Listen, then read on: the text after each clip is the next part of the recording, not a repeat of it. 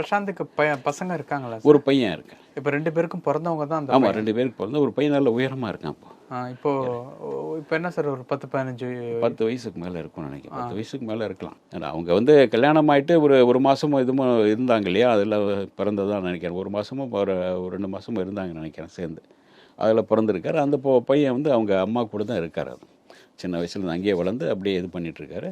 அதுக்கு பிறகு பிறந்தாச்சு. அதுக்கு பிறகு இவர் சினிமாவும் அதுக்கு பிறகு பெருசாக இல்லை.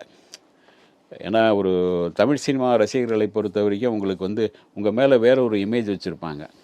இவர் இந்த மாதிரி அந்த வெளியே கிளப்பி விட்டாங்களே, அந்த வரதட்சணை கேட்டார், இது கேட்டார்னு அது ஒரு பெரிய இமேஜை பாதித்தது.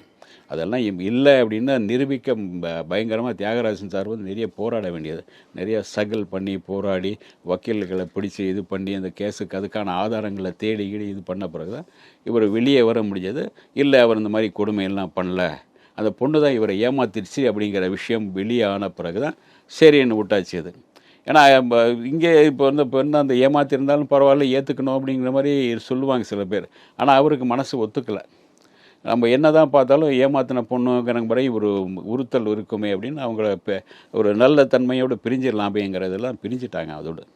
அதுக்கு பிறகு அவங்க சேர்ந்துக்க அவங்களும் கல்யாணம் பண்ணிக்கல, இவரும் கல்யாணம் பண்ணிக்கல.